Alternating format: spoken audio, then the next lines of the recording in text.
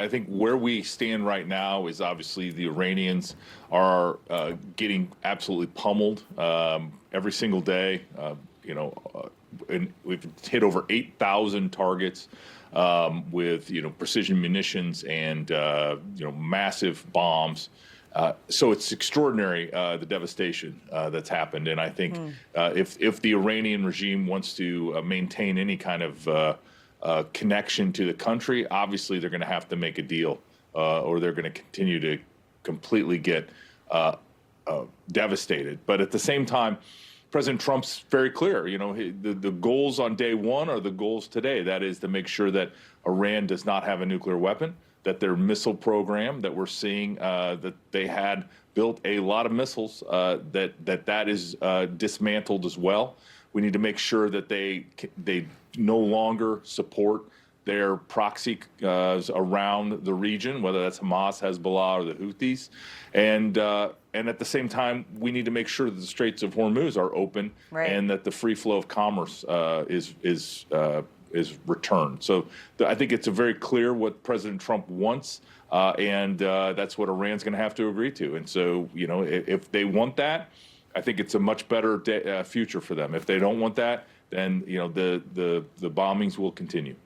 And as we mentioned, Newsmax has learned the 82nd Airborne Division has been given prepared to deploy orders. So this, as the administration weighs whether to send troops to the region for possible land operations inside Iran. So is putting troops on the ground the right move here, in your opinion? And would NATO allies be involved in that kind of escalation?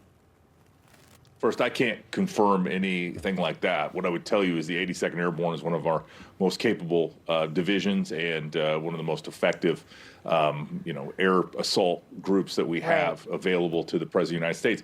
Ultimately, it is about making sure that the President of the United States has all the options necessary to prosecute this conflict. And, that if that includes the threat or the ability to bring land assets to the fight, then obviously we're going to make sure that they're in place that he can summon those. But, I think President Trump's been pretty clear that he's not expecting boots on the ground. But at the same time, we need to make sure that President Trump has all the options and all the capabilities at his disposal with whatever's necessary to make sure that, first of all, it's total victory for the United States and our allies, and also unconditional surrender for the Iranians. Yeah, earlier, Mr. Ambassador, you mentioned securing transport and transportation through the Strait of Hormuz. And I know a number of NATO countries, I believe the UK, France, Germany, among others, said they would be willing to participate in a joint operation to secure energy transportation. Do you know what the status of that is? Generally, it takes a couple of weeks to get Navy down there. Where are we on that?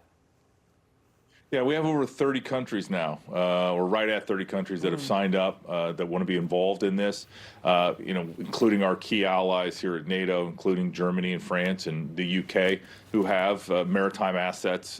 And the planning is underway. I know that the UK is leading that effort on the planning, and we're going to just make sure that when the time comes and they believe that it is appropriate for them to move in, that they'll be there to support the United States and Israel in this conflict. And because obviously it is important to return the free flow of commerce through the Straits of Hormuz.